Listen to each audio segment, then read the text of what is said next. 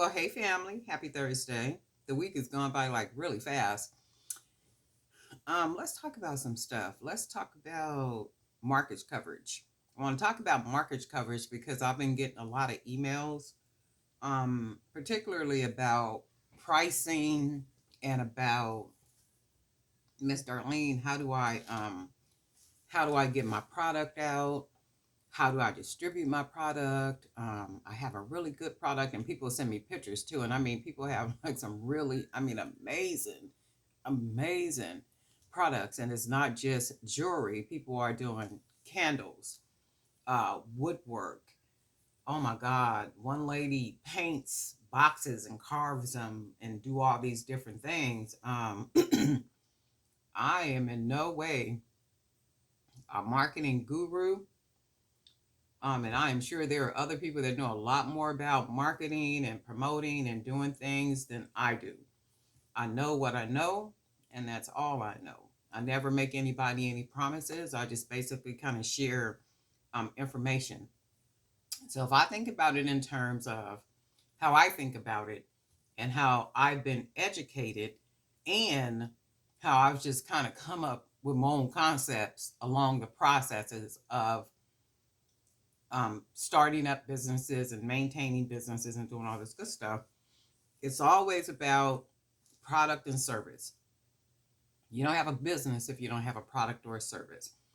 Keeping in mind, I'm hoping people have already done the first steps in registering the business, getting permits, and doing all that good stuff that they have to do prior to moving forward in the business, right?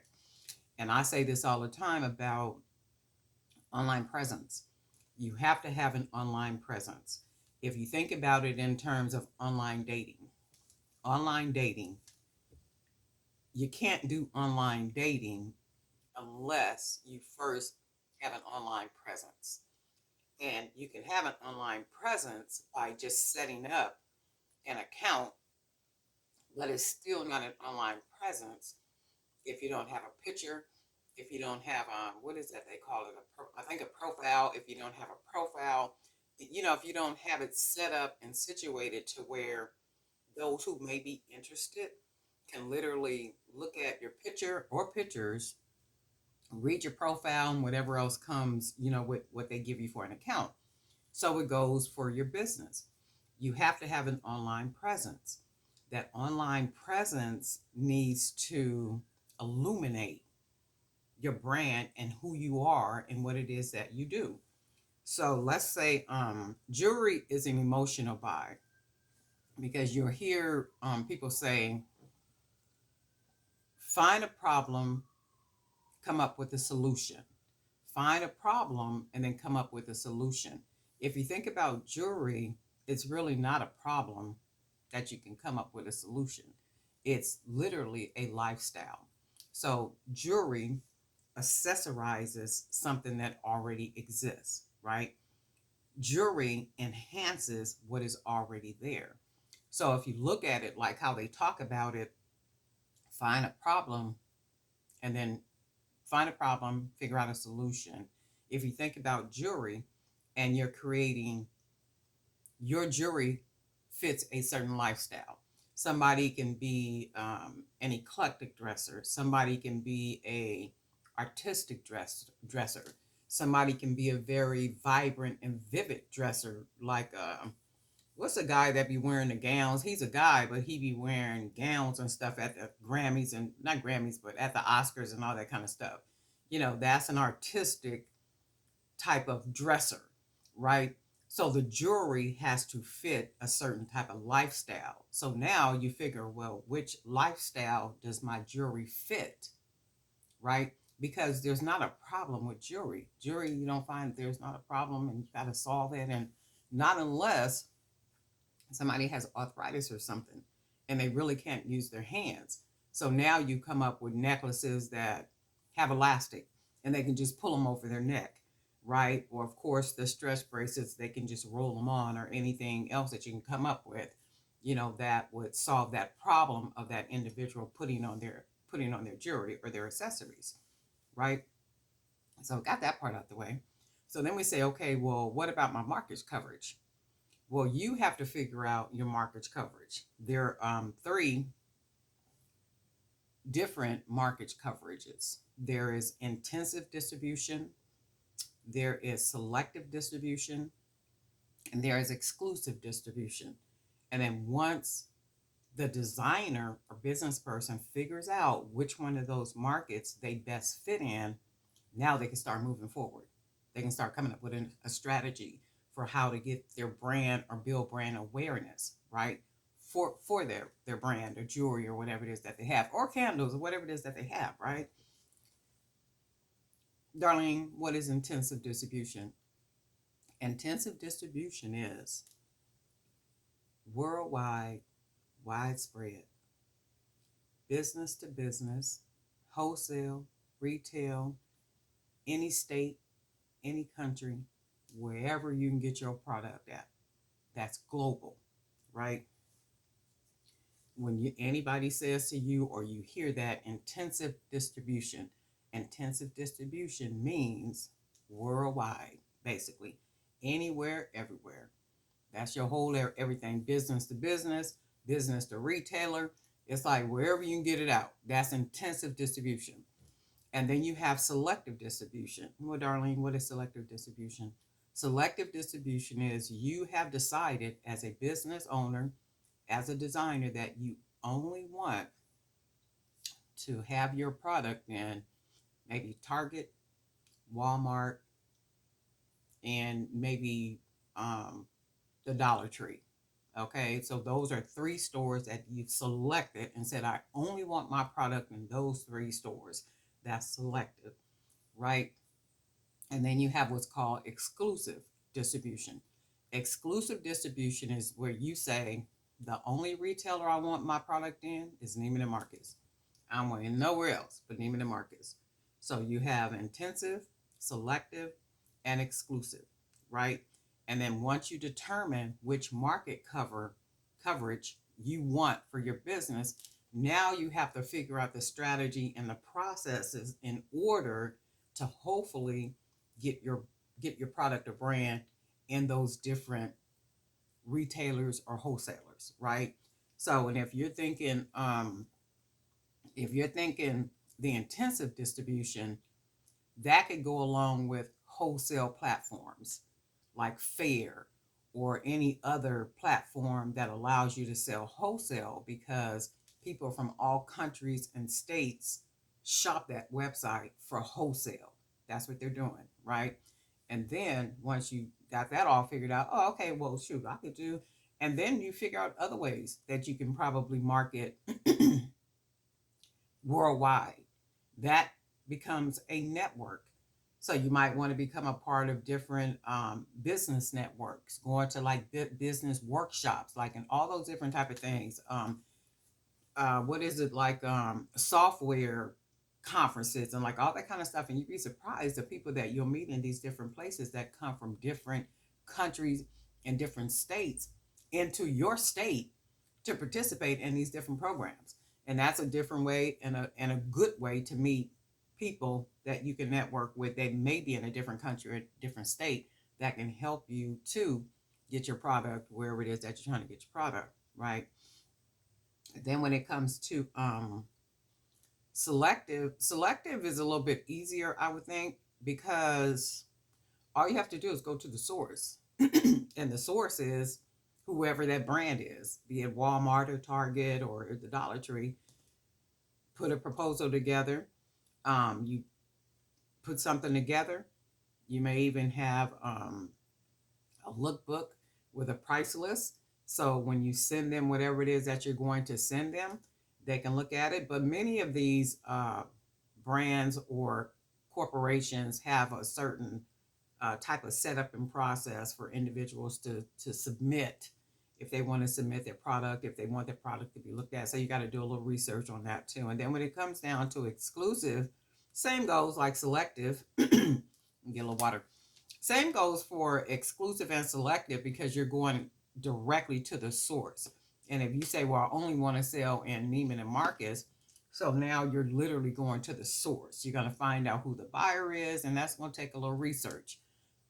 Who the buyer is, and again, that means going to like maybe fashion shows. That may be going to new business ventures. That means like, any conference, any training, anything that has to do with anything like such, or that particular brand, because those they send people, to those different events, to those different trainings and things like that. And you would be surprised who you meet at these different places. I'm taking a little water. At these different places, but I think it's easier than what people think that it is. But in anything and everything that you do, you have to have an online presence. You literally have to have an online presence. I'm gonna bounce back to online dating. How can a person get a date if they don't have a profile? If they don't give whoever it is that may be interested in them something for them to look at, something for them to think about, something, that familiarizes them with that individual based on what that individual put on their profile, right? So it goes for a business or a sole proprietor. When a sole proprietor, um, you have to be online. You got to have an Instagram. You got to have a web page. You got to keep putting content, content, content, content, content. Excuse me. And the more you put the content, you can go onto Google and you can Google your brand name, and that is the truth test. Will show you how busy you've been in the sense of productivity. If you put your name, type your name in Google, and you go to images or even just in the all, and then click on images, and you get all kind of stuff that comes up, materials and books, like anything and everything under your business. You've been doing a lot of work, and then that's what you want. You want content. You have to have content. So how does anybody know who you are? How does anybody know the quality of what it is that you're doing if you're not putting it in people's faces by way of video, by way of posting pictures, by way of having a website, a very organized and appealing website, that people can go to and they can look at. And I say that a lot, like in emails, I'll answer for people, and I'll say, well, what's your website? I mean, email. I meant website. What's your website address? And somebody will say, well, I don't have a website. Okay, well, what's your Instagram? Well, I don't have an Instagram. I've just been on Facebook. Well, you can't do that. I mean, that's the beginning of a presence, but that's not what people are looking at if you're trying to take what it is that you have to an entirely different level, meaning scaling it to a whole nother level, to where that income that comes in can be a sustainable income. So when they look at it, it's like, oh, okay, this person is on the grind. Oh yeah, yeah, yeah, yeah, yeah, yeah. This is good stuff. She been busy. She understands business. She understands consistency. So when people go, and I'm gonna tell you what I do know. You never know who's watching you. You never know who's watching you. You never know who's gonna reach out to you and say, "Hey, you know what? That bracelet that you posted, can you send that to me?" It happens all the time. Trust me, I know. You never know who's keeping an eye on what it is that you're doing. So they gonna determine, ooh, well, you know what? I've been watching. She consistent. And the quality is good. Okay, wait a minute. Well, I'm gonna watch her for another month or two and then see what happens. Consistency. You have to be consistent in what it is that you're doing. You have to put out quality, and you have to kind of live it. And when I talked about lifestyle, even like people like to use the word entrepreneur. When I just say business owner, you're a business owner. You're a business owner with a business that is kind of like at ground roots, and you may want to scale it into something that can be sustained, and you may be able to employ individuals. It may be people in your family, it may be friends, it may be whomever, but it's grassroots, and your intention is to grow it and grow it and grow it, and then one thing does um, go into something else. And don't be afraid to charge people, for what it is that you're doing. I do have people that reach out to me all the time, and I charge them. You trust and believe I charge them. I'm working on two people's whole platforms right now. Their YouTube channels, their website, and setting up their Facebook groups, right? So that's three platforms that I'm setting up for people that have different product, right? So do you think those two people, I am freely doing those things for them? No, ma'am. No, sir. So if I answer an email for you and I give you a really nice, solid answer to a question, just remember, I'm not doing that because I have to. I'm doing that because I don't mind doing it. And there's a balance for what it is that I do. There's others that I am charging for a service that is literally covering the information that I'm giving to you, right? So I can do that. I can do that. So, and it's not paragraphs that you're going to get. And then I will always say to people too, you can go grab my ebooks because my ebooks have probably all the answers to all the questions that you're asking me. But for some reason, a couple of people just kept asking, the same questions, and I gave you an answer. Probably not none of you guys, but gave the person an answer, and then it might have been 2 weeks later, the person came back and asked me pretty much the same question, but in a different type of way. And immediately I'm saying, okay, well, my ebook is here on Etsy. Go ahead and just get the ebook. It will, if for some reason you're not understanding how I'm answering the question, the ebook is there for you to just read through the ebook, right? And Lord and behold, it might have been 3 weeks later. The person came back. I didn't even answer them because it's like, okay, now you're just playing games, and now you just doing what it is that you do. Or maybe they could be forgetful. I don't know, but I purposely forgot to answer them. That's all there is. There ain't no more. So all the answers, well, not all the answers, but a lot of answers to a lot of questions are in those in those ebooks. And if I do answer you back by email, just know and understand, I do it because I want to, not because I have to. I do it because I want to. And then there's clients on the back end that are paying me a nice amount of money to set up things for them that covers what I may do for somebody else. So it all makes sense. It all makes sense. It all balances out. But the whole everything about it is understanding your service or your product, figuring out your market coverage. Also knowing that jewelry is an emotional buy. So jewelry is connected to a lifestyle. Jewelry is not a problem. So that you'll hear people say that all the time about business and everything. Find a problem and solve it. Well, jewelry ain't a problem. Jewelry is it's a jewelry is an emotional buy. I don't need it. I don't have to have it. Ooh, but I like it. That's all there is. There ain't no more. There is no problem to the jury.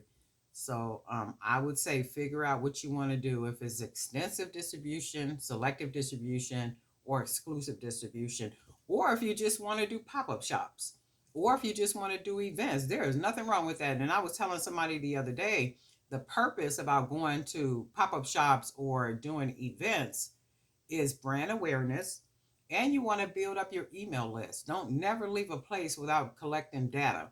And that data that you want people's email list because you do want to stay in contact with them by way of an email. It could be a newsletter, it could be an announcement for a new product, but you do want, that's what you want. If you don't sell a piece at an event, and we always want to sell something, we do want to sell something and make some money. However, if you happen to not sell anything, make sure you're leaving up out of there with at least some emails.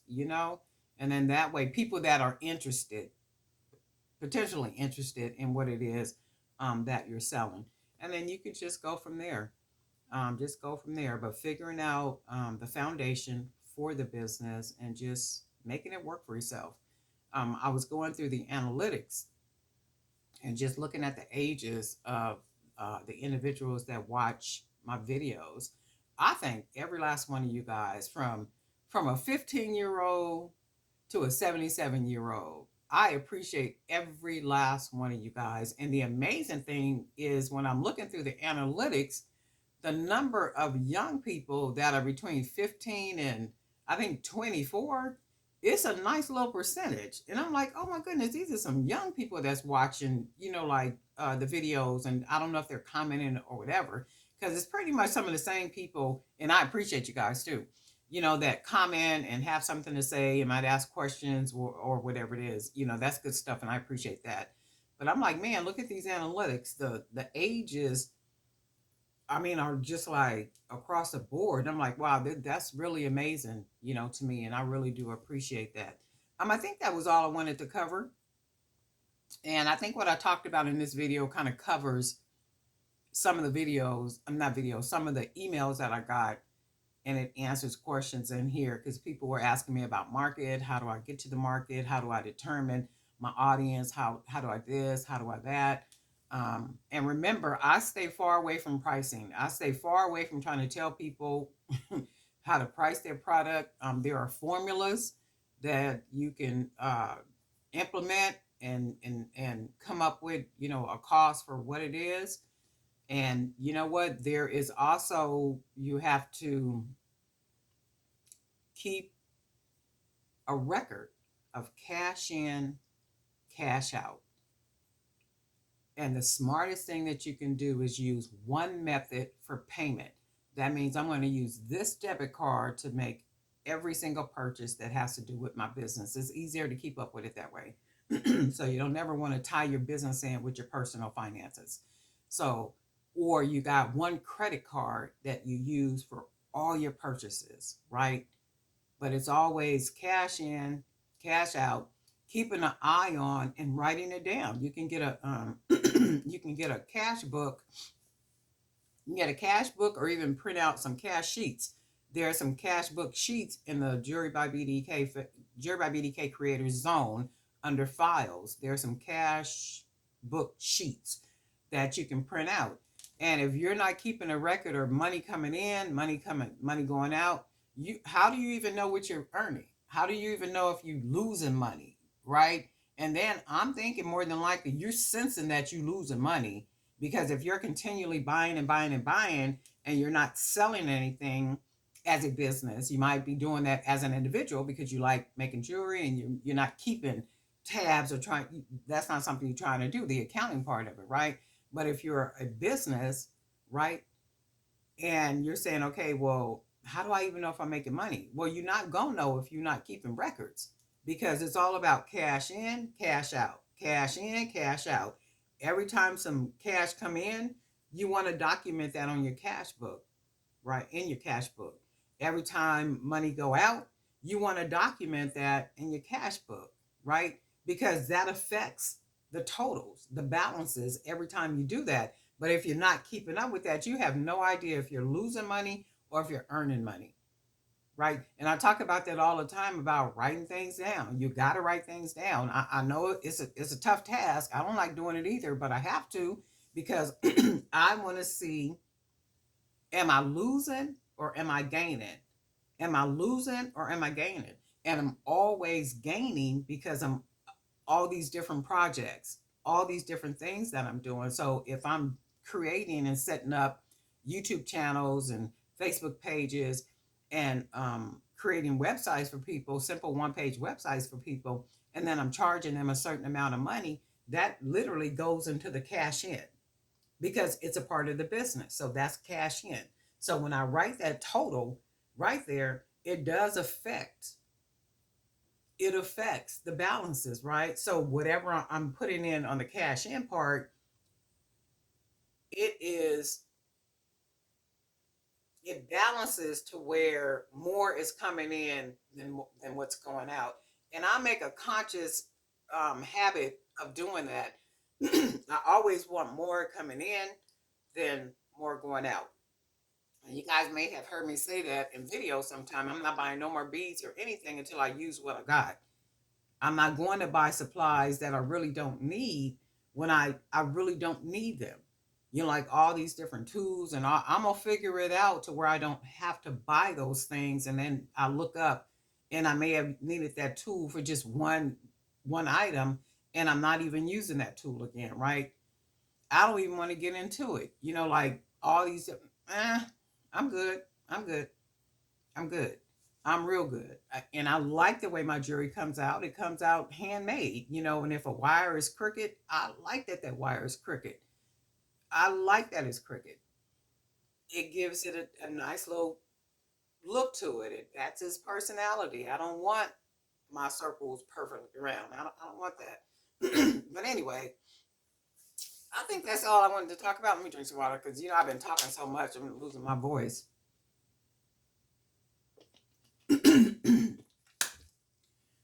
Let me see what else. I think that was all. And then there was some other emails, and those other emails was about some other stuff. It's always like a lot of different stuff in them emails, and I tried to cover what I could cover in this video that made sense to the last video, not video, last emails that I read. A whole bunch of emails I still got to go through, and also on my Facebook page, there's some stuff on in my Facebook messages. A lady had sent something in there. It was like 4 paragraphs. I didn't get a chance to read it yet, ma'am, but I will get around to it. Okay. And then I'll be saying this too, though. The ebooks, the ebooks will answer every question because I'm not answering every question. I'm just not doing that. I almost feel a loyalty to the ladies that have been riding with me from the beginning. I mean, they've been my ride or dies, and I know who you are. I know who you are. Don't think that I don't. I know who you are. I know who you are, and I appreciate you from day one. From day one, you have been present. You have been at the front of the room, raising your hand, talking up, commenting, contributing, all that good stuff. And I really, really, really do appreciate you guys, not just you veterans and you seasoned and you, my up close and personal family members, but like every one of you guys. I really do appreciate you. Just for watching the videos, just for commenting on the videos, just for saying, thank you for the content. I really do appreciate it. But that's good stuff. But anyway, it's Thursday, and I got a lot of work to do. My little voice is still messing with me, so I'm gonna go ahead and shut it down. And guess what, family? We'll talk.